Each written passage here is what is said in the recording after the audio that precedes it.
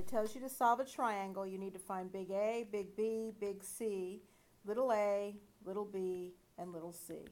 So the first thing I do is fill out the stuff that they gave me. And in this case, they gave me that big A is 40 degrees, big C is 70 degrees, and little a is 20, just 20 units. So that would be like inches or feet or miles or centimeters. Okay, so the way you draw your triangle, law of sine and law of cosine is for non-right triangles. We've got all kinds of things we can do to find right triangle stuff. And that's like Pythagorean theorem, 45, 45, 90, 30, 60, 90, and SOHCAHTOA. But this is for non-right triangles. I don't worry about drawing my triangles to scale. For every problem, I draw this same triangle, which appears to be an equilateral triangle. And I always put A in the left side, B up at the top, and C at the bottom. So you get used to that. That's your picture, okay? Little a always goes across from big A. Little b goes across from big B, and little c goes across from 6c. It's very important you put things where they go, or you're going to get the wrong answers. Got it? Now, what thing can you find pretty easily for me? B. Big B. How can I find big B? Pythagorean theorem? Nope. 180 minus 110, because the 40 and the 70 adds up to 110. So we have another 70-degree angle, I believe, right? Mm-hmm. So now we just have to find the rest, and we're going to put them in the formula. The one thing we have both items for is A, big A, and little a. That's what we're going to use to find the rest. We're going to make sine of 40 over 20 equal to sine of 70 over little b equals sine of 70 over little c. Lucky for us, since these two are 70s, A, B, and C are going to also be equal. So once we find one, we found both. Okay? So B, we know B and C are equal, so once we find B, we found C. So that's all we got to do is cross multiply now, and you're going to let the math take you there and not freak out too much.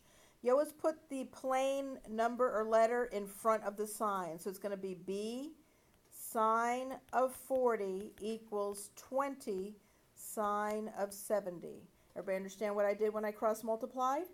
Yeah. And to leave the B alone in this case, we divide by sine of 40.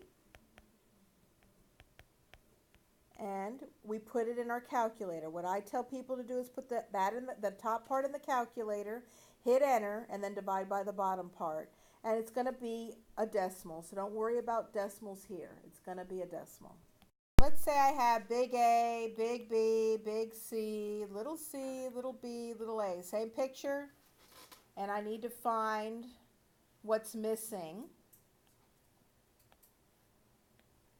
And let's say I have big A is 50, big C is 70, and little b is 10.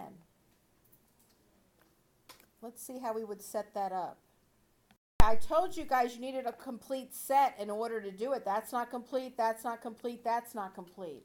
But they're telling you to use the law of sine, so there must be a way to find something. And like Alex said, he can find big B is 60. And now we can use this guy to find the other part. So everybody set up your fractions and find little a and little c. Well, first we set up the fractions. So we have sine of 20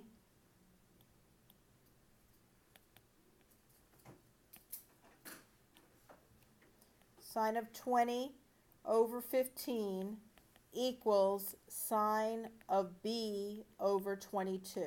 Let's find b first. Everybody understand how I set it up? You understand that? So we're going to do 22 sine of 20 equals 15 sine of b. And we got to leave the big B alone, but he's attached to that sign. So let's leave them together for a minute. We're going to divide by 15. And at least we'll leave the sign of B alone. Everybody give me that decimal that's on the left. It's going to be a decimal less than 1. 4 places. 3. I don't know. I got 0.5016. This thing's a piece of junk. Now you're going to think back to when you were looking for an angle and you had the sign of an angle. Sine of B equals that decimal, but we haven't found B. What button do you push on your calculator to find B? Do you remember? What button do you push?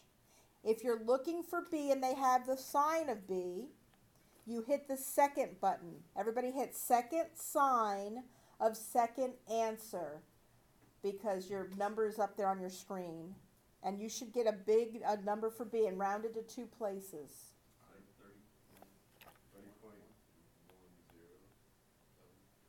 1 then, right? 107 is 1 1. So big B is 30.11. Correct? So can you find big C for me? So wait, it's what? Those 3 angles add up to 180, so you just subtract 180 minus 20 minus 30.11 and you'll get your third angle, which is what? Maybe that?